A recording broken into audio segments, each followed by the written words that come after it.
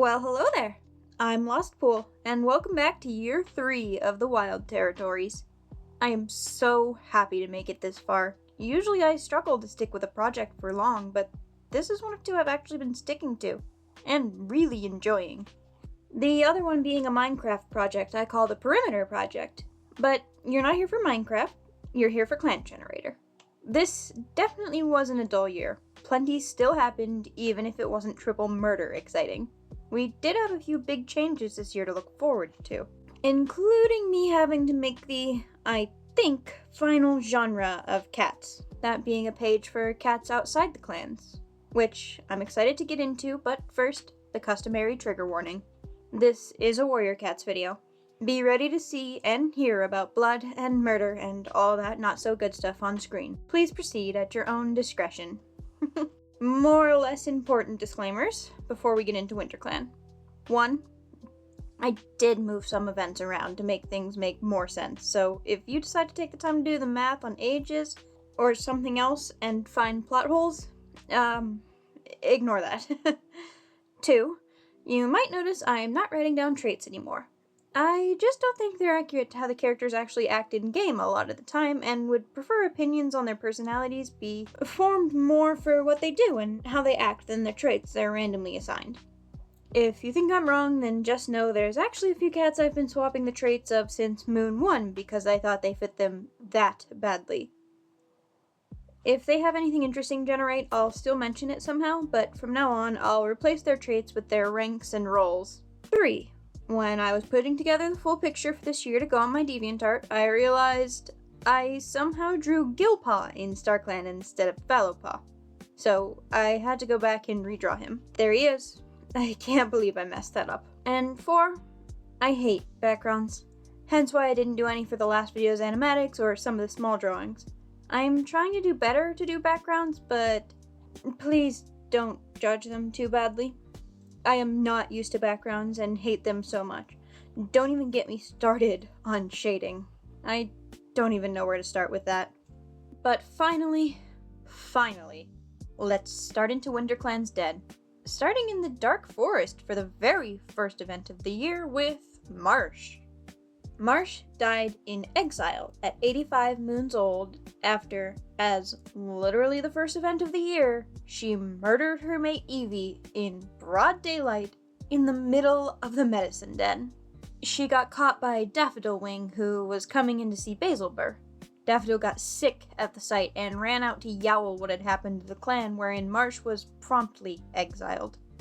Marsh wandered alone for a while before running into and being killed by the next cat to be exiled, that being Briartooth, as Briartooth died the same moon at 32 moons old to his injuries in the fight against Marsh. Marsh's exile gave Chirpslash the courage and opportunity to come forward and call out Briartooth for being the cat that killed Snapdragon Bounce last year. Briartooth wasn't remorseful or anything, claiming he was appeasing the clan in the Caged Wilds. Most of the clan, Chirpslash included, is pretty convinced Hemlockstar only exiled him, specifically because he'd exiled Marsh the moon before and couldn't be quite so openly hypocritical, no matter how much he didn't want to choose a new heir. But the two exiled cats ran into each other skulking just outside the territory near the Caged Wilds and ended up in a fight instigated by Marsh, as Briartooth had actually quite liked Evie, and though Briartooth won the fight in the end, his injuries did hit him in. Into StarClan. As mentioned, Evie was murdered by his mate Marsh at 105 moons old. He'd had a dream the night before where Palepelt had tried to warn him, but Evie didn't quite understand what he was trying to say. Marsh had approached him about wanting to have kids with him, which Evie had rejected as he hates kids, and it led to an argument, which led to his death. He had still been injured from the dogfight and just wasn't strong enough to fight back. Chirpslash then died halfway through the year at 54 moons old of an infected wound. Like I said, he had been the one to call out Briartooth for his murder of Snapdragon Bounce. After that, he had spent a few moons with a few other cats trying to hunt down the dog that had been stalking through the territory, and found it, only to really end up getting bit really bad. The bite quickly getting infected and quickly taking his life. There might be a little more to his death, but we'll get to that later. Sprig Clove died at 13 moons old on a patrol out with her siblings. But again, we'll get to that more later. Soon, in fact. Before that, though, she earned her warrior name at 12 moons old and was honored for her versatility, spending most of her apprenticeship trying to spend as much time with her siblings as possible as to learn from their mentors as well. Truly becoming a bit of a jack of many trades before she ever earned her warrior name.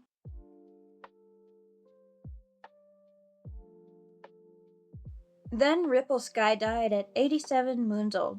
She had been working hard to reinforce the camp all year, and her death was kind of my fault. I'd been sending out cats on solo patrols at the end of the year to try and get more notes about them, and she got cornered and killed by rogues on that patrol. I am so sorry, Ripple Sky, but that whole solo patrol thing did have a much bigger ripple effect as we move on from StarClan to the cats outside the clan, with Hemlock Splash, as Hemlock Star decided the pressure of leadership was getting to be too much, that he couldn't go through with choosing another heir, and decided to run away instead. Yeah, Hemlock Star was one of the cats I sent on a solo patrol. He'd met a loner named Goose at the border and decided to run away to become a kitty pet with him instead of returning to the pressures of the clan, meaning he left WinterClan without any leader or heir. I was genuinely gobsmacked, and for a bit I had no idea what to do, until I looked back at the notes from the other solo patrols I'd been doing and realized it seemed like StarClan had chosen their new leader. So, let's get into a leadership ceremony. And what's kind of two animatics in one. Dahlia Bloom leads the way through the territory under the bright moonlight towards the Steel Stars, looking back at their future leader. StarClan had made this decision, and she couldn't doubt that. She trusts their choice, even if she has questions. While Warbler Wisp can't help the shiver that runs up her spine at the sight of the caged wilds so close. The horrors her former friend had preached and claimed his actions for, looming so close to their holy place. She has to trust StarClan to protect her, though, hopping onto the Steel Stars and closing her eyes.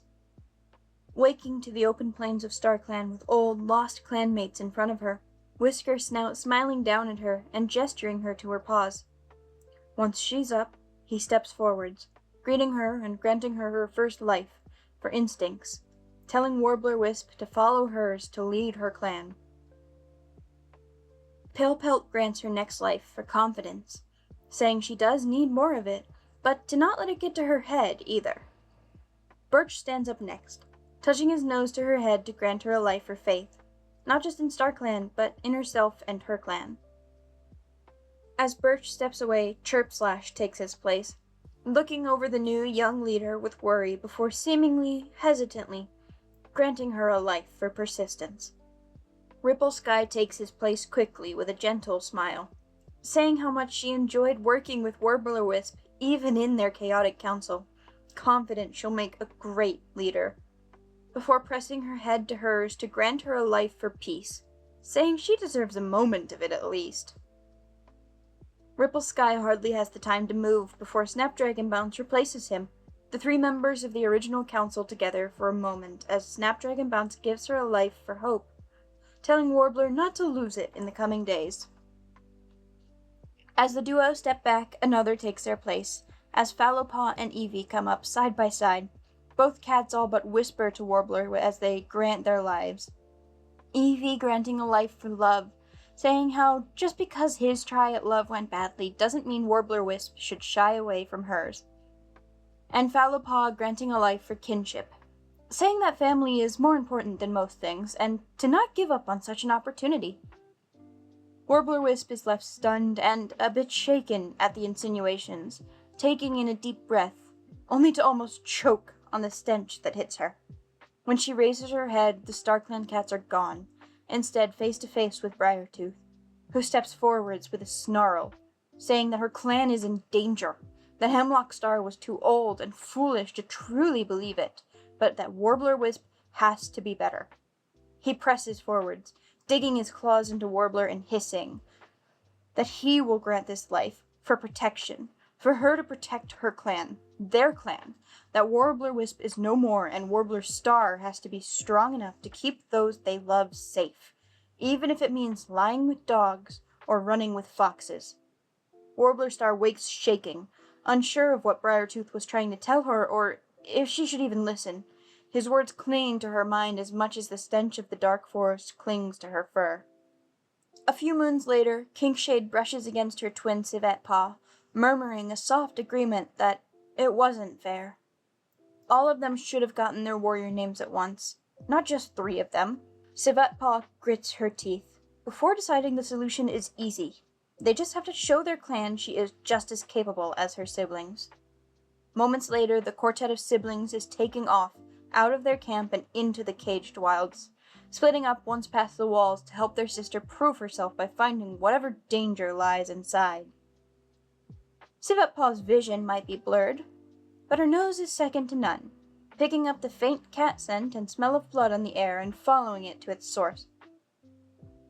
Quite literally, as she runs into a wall of fur that gives an equally surprised noise, then to Civet's surprise, speaks, almost seeming worried for her. "Who are you? You are not part of my troop.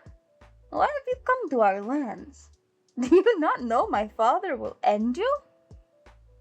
Civet Paw has to regain herself before answering. "Your land? You're on my clan's territory." To which the other cat laughs. "Clan? My father says we've been here long before the clans. This is my family's land."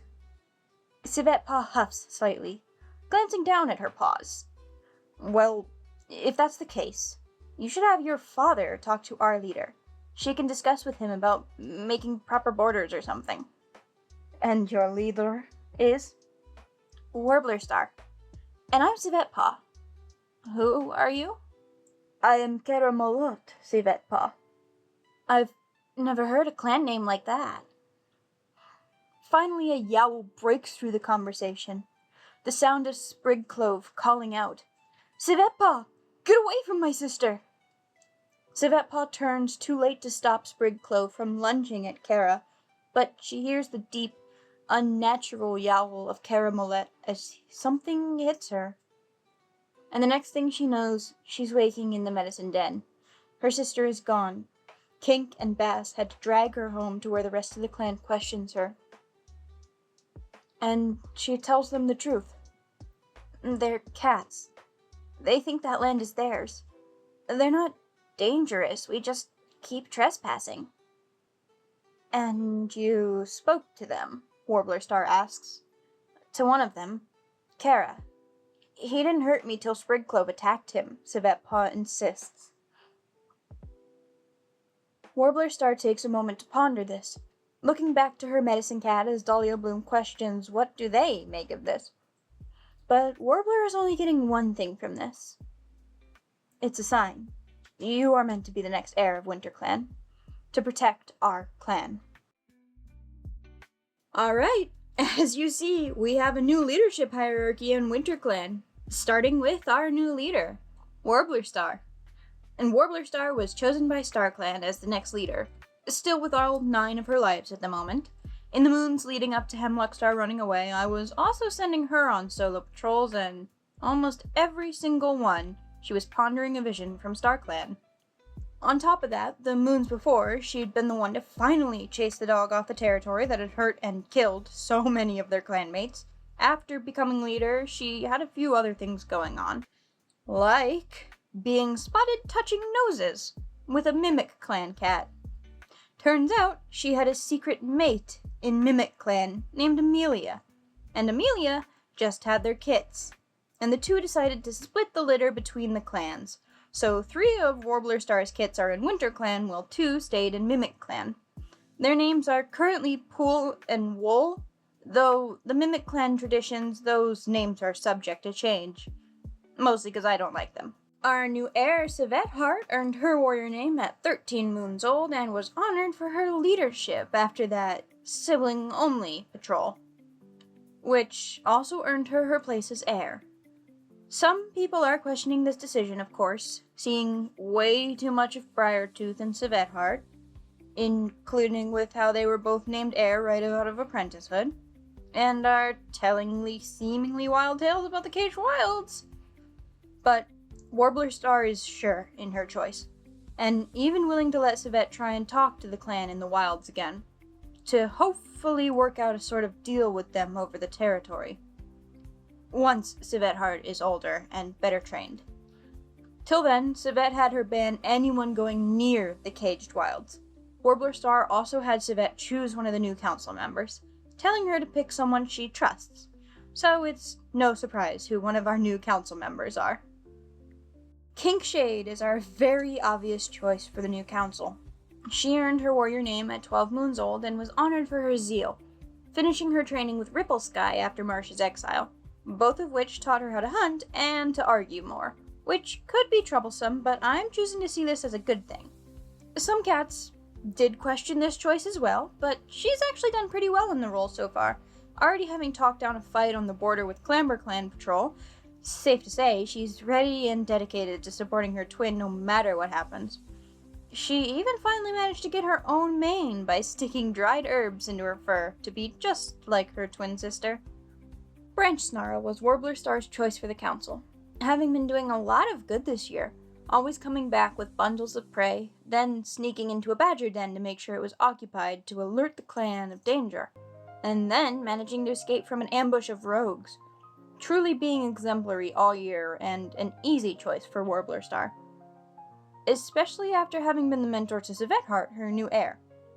He's started to bond closely with Warblerstar because of this, relying on each other heavily and definitely her preferred member of the council. And you might notice Branch Snarl is listed as council lead, meaning he is the highest ranking in the council. I never remembered to mention it, but in year 1, Snapdragon Bounce was the council lead, and then year 2, it went to Ripplesky. And there was just no way Warblerstar was about to hand that position to a cat she hates, so she gave the title to Branch Snarl instead of Honeyfin, despite her being the most senior council member. And Honeyfin is less than pleased about sharing the council with such young cats, and isn't too happy about the leader being her former apprentice, and really not happy about being passed over for lead.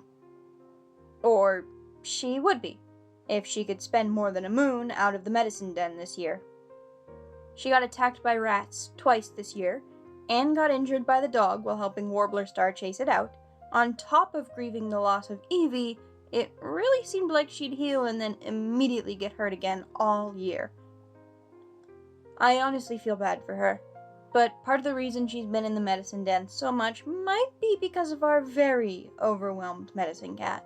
Since Dahlia Bloom is currently the only active medicine cat, as Basil Burr is in the nursery at the moment, and she has been incredibly stressed out, at one point having 5 cats in the medicine den at once with a yellow cough outbreak. She was desperately wanting an apprentice by the end of the year, though I think both her and Basil Burr are watching her litter for any potential medicine cats, as Basil also asked about an apprentice. Dahlia Bloom also tried to ask Chirpslash out this year, and got rejected, a moon before he came into the medicine den with his dog bite. And on the moon he died, she was caught breaking the warrior code. Yeah, I think Dahlia Bloom was upset about being rejected, and realizing she was the only medicine cat in the den, she let Chirpslash die of his infection instead of helping him. Which is definitely adding to her stress.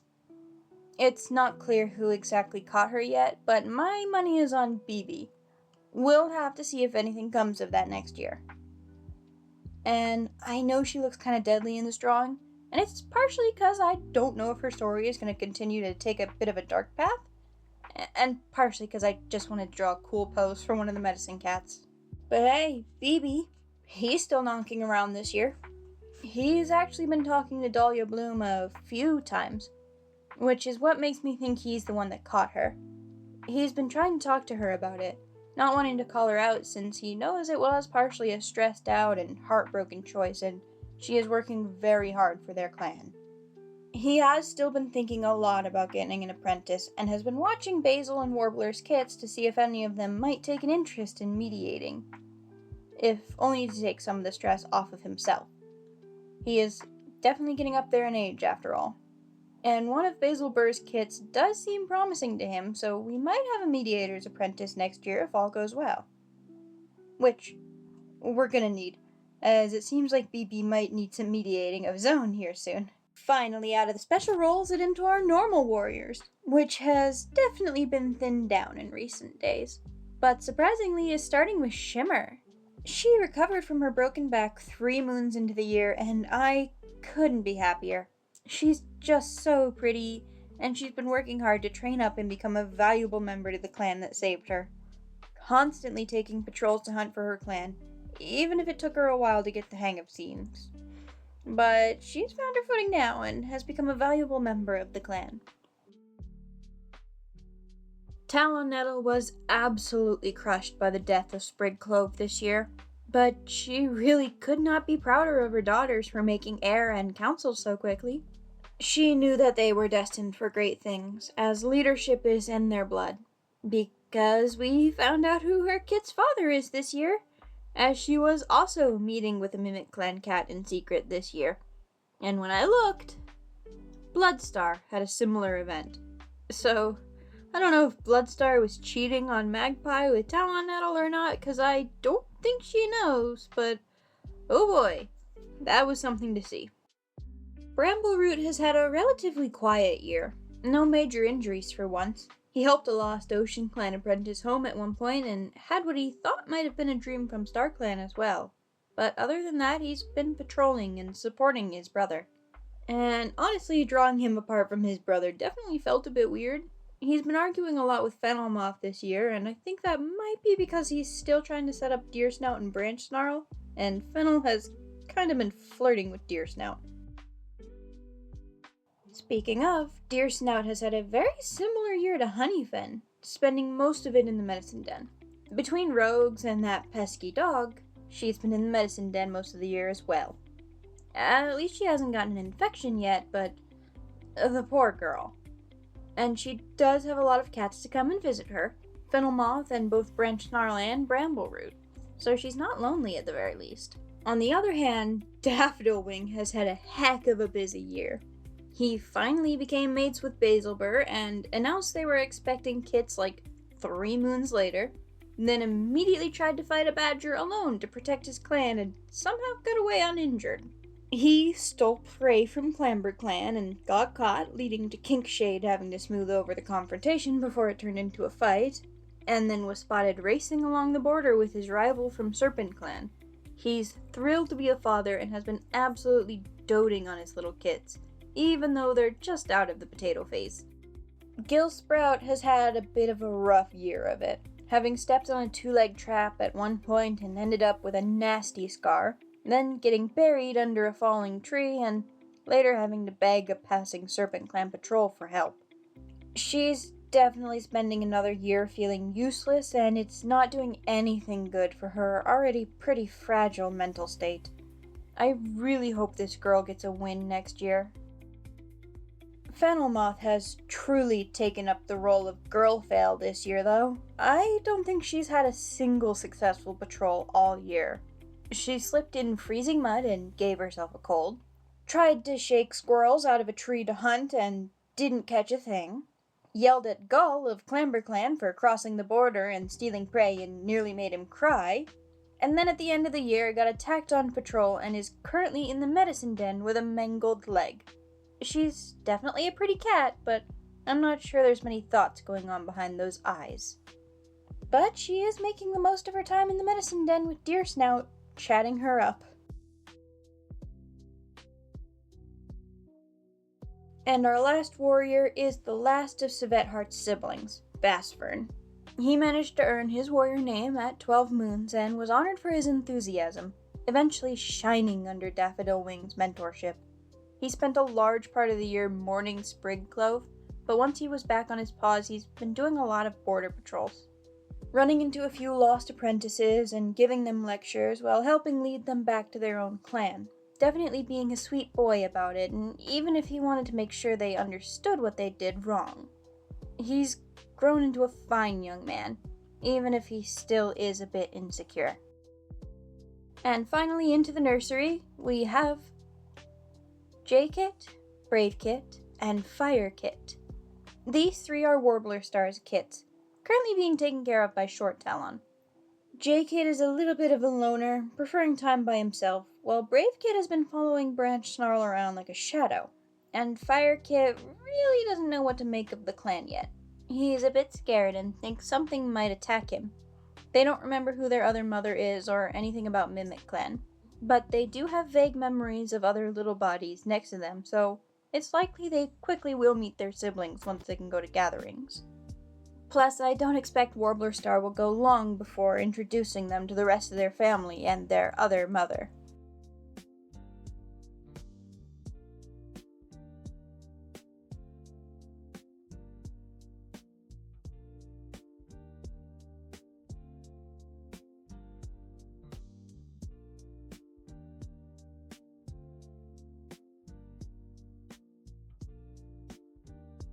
Basil Burr is in the nursery and is ecstatic to be a mother, even with a big litter of 5 kits.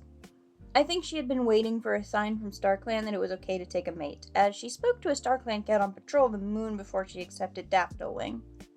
The next moon, she told the patrol that they had to be as busy as bees, which was super cute. And she has been super happy doting on her kits ever since. Her kits are still really young, but they already have such personalities. Freckle Kit is a playful little girl who has been trying to get Gillsprout to play with her, while Crust Kit is adventurous, falling off of logs and pretending to be prey by eating grass. Vine Kit is ready to be a warrior, running around on fake patrols and trying to guard the nursery, while Ash Kit has been begging older warriors to spend time with them, be it playing or learning something new.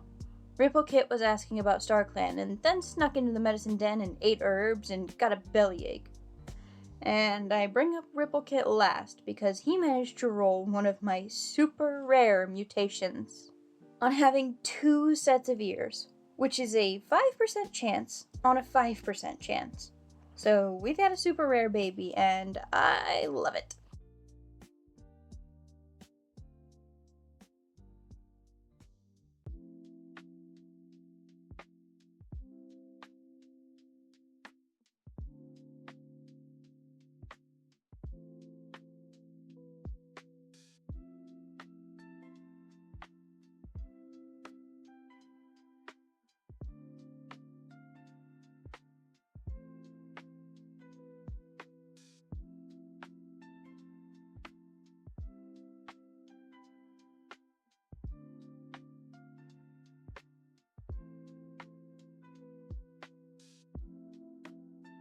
And lastly, our elder. Short Talon is still around this year as well. She's happy to see more kits in the clan, has been offering to babysit whenever wanted, helping taking care of Warblerstar's kits while the leader is off being busy leading. Though she did get an omen at the end of the year of things to come, so I'm a little worried she saw her own death coming. And she has been fighting non-stop with BB, getting a pretty deep hatred for the mediator at this point. Apparently thinking he's not doing his job well enough and not wanting him hovering over the kits to try to pick one for an apprentice before they can make their own choices. And that's everything for WinterClan. I really couldn't believe my eyes when I saw Hemlock Star just up and leave. I had been worried about age getting him, so I really didn't expect to see him just freaking abandon the clan leaderless. Meaning I had to do my first leadership ceremony, which I'm honestly not that proud of. I prefer doing voice lines like I did with Savette Paws half of the animatic, but the narration style felt more natural. And I hope next time I'll have more to say, but I didn't want to make it too long, also having to do Savette's part, and let's just move on. Into ClamberClan, who had a relatively quieter year, but still not without its losses. We had only 2 events lead to death this year, and one was on basically the first patrol of the year, while the other was on basically the last. The first being Blue Paw, who was only 9 moons old. She fell into a wolverine den while on patrol with Ferntail and didn't make it out alive. I'd been so excited to see her grow up, and getting so little time with her was just crushing. Her name would have been Blue Clove if she had made it to warriorhood, which would have meant both clans had a clove suffix die this year, which is an interesting coincidence, if nothing else. Gull died on the last moon of the year at 71 moons old. He'd chased out a rogue at the beginning of the year, and I think that rogue came back with a vengeance, 'cause Gull and another warrior both died being ambushed by rogues on their patrol. Gull had a busy year otherwise, not just chasing out rogues, but he got caught stealing prey from WinterClan by Fennel Moth and got yelled at, and then insulted a Serpent Clan patrol telling them they smelled bad. He was just a mess. I was about ready to ban him from border patrols before this happened. The cat Gull was with was Tarantula Mallow, and if you don't recognize Tarantula Mallow, well, neither do I. He was in ClamberClan for a grand total of 2 moons, being collected on a patrol by Ferntail. So the only thing he did on patrol was invite another cat in, and then die at 49 moons old. Which sucks, cause I loved his name. I might have to name a kit Tarantula Kit in the future. Maybe if Ferntail ever has kits, since I think they might have been courting. But Tarantula Mallow used to be a barn cat along with a few litters of his siblings before joining the clan. And the cat he invited in is actually one of his half-sisters who is still alive in the clan. And back to cats outside the clan, as poor Mosspaw got grabbed by 2 legs this year. She was on a patrol with Shellpatch and fought rogues early in the year, then wailed at Bluepaw's funeral and cursed the world that would take her sister. Then, not even 2 moons later, she was on a patrol with Ferntail and Dark Dawn, where Ferntail insisted they hunt around the 2 Legs den, and she got snatched. She's already been gone long enough to have been fixed, but she's definitely gotten away from the 2 Legs by now and has been wandering, since she keeps thinking she smells the clan. Luckily, this year is the first I'll be playing on the updated version with the Leader's Den, so I'll definitely be sending patrols out to try and find her and bring her home. But with that, let's get into the living cats with Inkstar, still with all 9 of her lives. I don't know what it is, but I rarely ever have leaders actually lose lives. Almost all of my leaders end up dying from old age or just all at once. But Inkstar herself hasn't done much this year, other than be absolutely haunted. So many cats have been walking in her dreams, including Mossy Needle way more than once. This all started a moon after Bluepaw's death, so I'm worried she was some sort of prophecy kit. Or maybe it's just the ghost yelling at her about Ferntail, cause StarClan has had their eyes on her as well.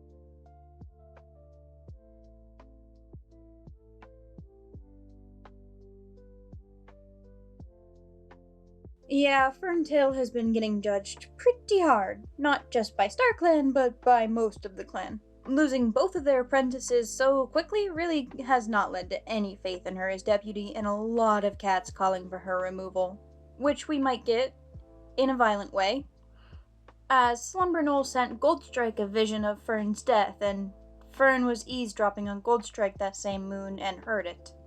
We'll have to see if she manages to overcome that prophecy or if it's carried out in the near future. She even had Mossy Needle in her dreams at one point, basically just to antagonize her about her failures. The only successful thing she's done this year is invite in Tarantula Mallow and another cat, we'll see later in the clan. Into the medicine den. As I said, Goldstrike had a very vivid vision about Ferntail's death from Slumberknoll.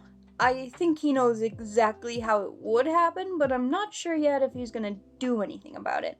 He doesn't have the most like for Ferntail. Other than that, he had to turn away other clans asking for herbs on at least 3 separate occasions.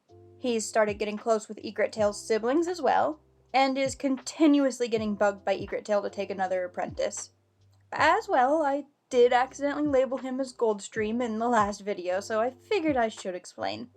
He was originally named Goldstream when the game generated the starting cats, but I thought it sounded too much like, well, P. So I changed his name to that of an old OC of mine called Goldstrike and gave him a very similar design. I still mix it up in my head sometimes, though. I was not kidding about Egrettail continuously bugging him, though. At least 5 separate patrols this year, Egrettail asked Gold about taking another apprentice. Over and over. I don't know if she's just anxious. She did get a sign from StarClan at some point, but she really couldn't make out what it meant. So she might be wanting to prep the clan for disaster just in case by getting another medicine cat somehow. Not that I know how, since ClamberClan has no kits or apprentices at the moment. I'll be sending them out separately next year to hopefully trigger the Queen and Kit event, just to see if Egret can find any kits that might have a sign from StarClan that could be the next apprentice. With the warriors now, Onyx was not happy about losing both of her kits at once. Definitely the cat leading the anger against Ferntail, as she straight up hates the deputy. She's had a busy year after losing her kits. Her attempts to hunt down Mosspaw has instead led a patrol to hunt down the Rat King, tracking a dog along the territory. I swear there must be a pack that's on clan territory at the moment. Then she brought a wounded Mimic Clan warrior back to their camp, and then found an injured cat on the Thunder Path and brought them back late into the year. She's really been busy, and definitely will be the one leading the patrols to find Mosspaw next year, as she's all but desperate to find her lost daughter. Like I said, this is the last year I played before the Clan Coffiny update, and I intend to use the new Leader's Den feature to find Mosspaw and bring her home. Oh, Condor Stem, will you ever do anything? He's truly just such a background character. The only thing of interest he did all year was get his tail bit by a dog near the end of the year. But it healed quickly and he's back to his trustworthy, boring self. He hasn't even been seen with that loner since. One of these days he'll be interesting. I hope. But next over is Ronnie, who was the next cat invited in by Tarantula, Mallow, and Ferntail at the end of the year. Obviously, she just joined, so hasn't done much yet, but she used to be a barn cat like her half-brother Tarantula Mallow, but missed her closest brother, so left the barn to join him in ClamberClan. Only to almost immediately see him die, so whoops. That's rough, Ronnie.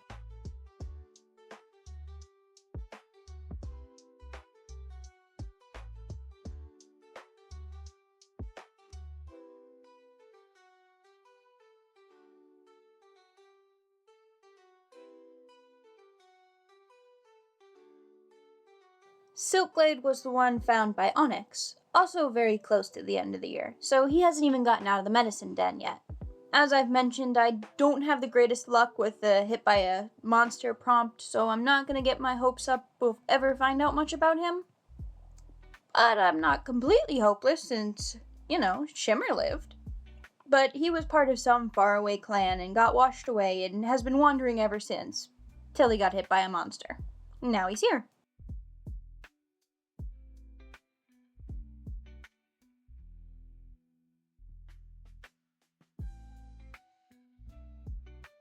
Sablechill is doing his best this year.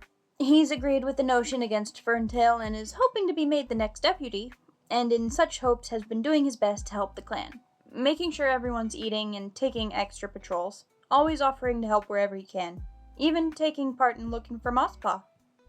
Because of all this hard work, he's started getting close with Inkstar, becoming one of her more trusted advisors, much to the chagrin of Goldstrike, who somehow hates him even more this year.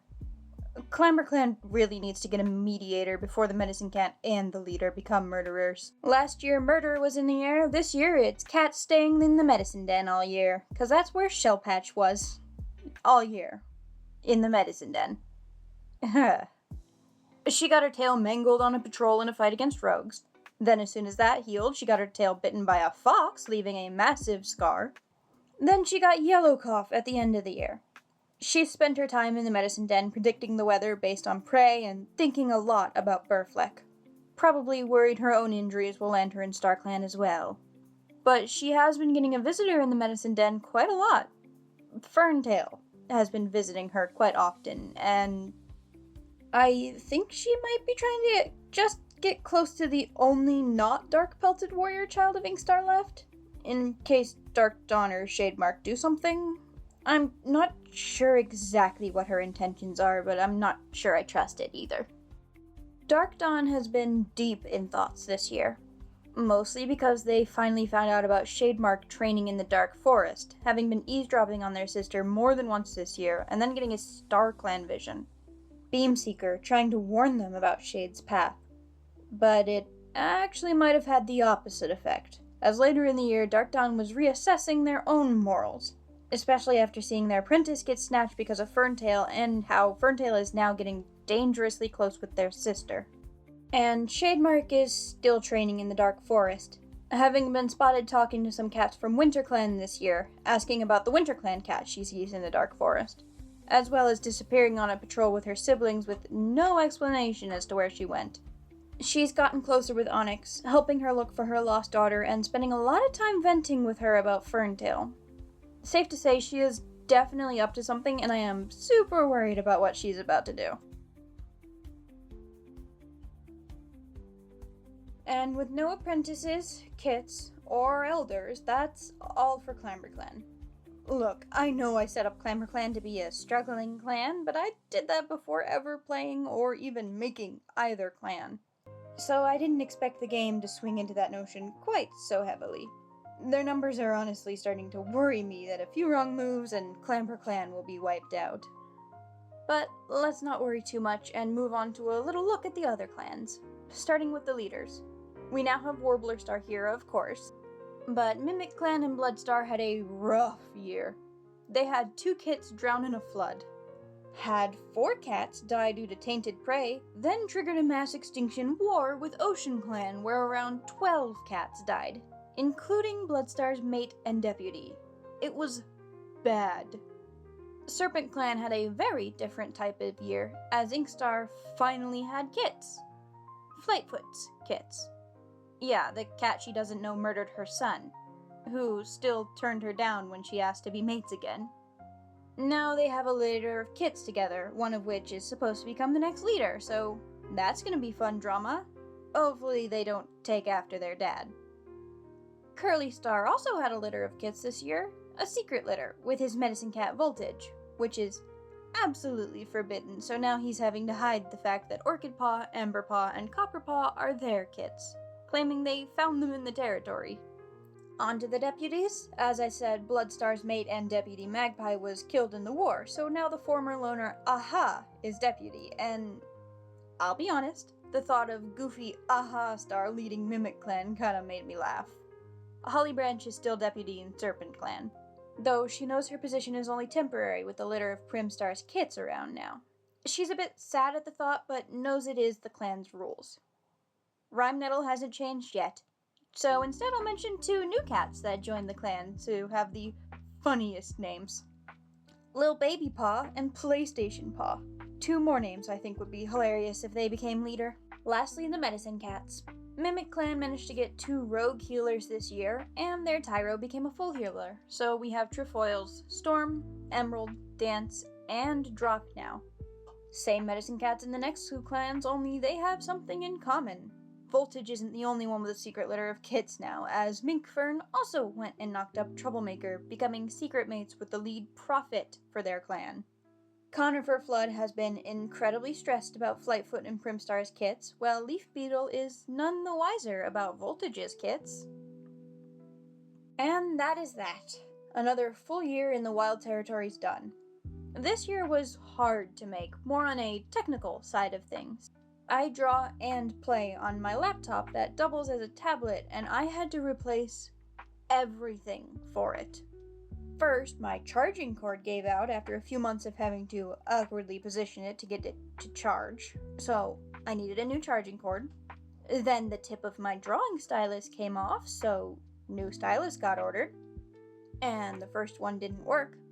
Then the second one got lost in transit, so it took 3 tries to get a new stylus. My mouse keeps disconnecting, so I've ordered a new mouse, and I had to go get a new laptop desk for my laptop because my laptop keeps overheating and crashing. I probably just need a new laptop, but that's so expensive, and I'm really attached to this one and wouldn't know how to transfer my clans over. Not even to mention the fact that every time I tried to record the audio for this, my dog and my cat decided this was the moment to make as much noise as possible. At least I got the year done, and I'm finally finished with it. So, thank you all so much for watching. I'm still really enjoying this project and these clans, so I will definitely come back for year 4, and I hope to see you all there.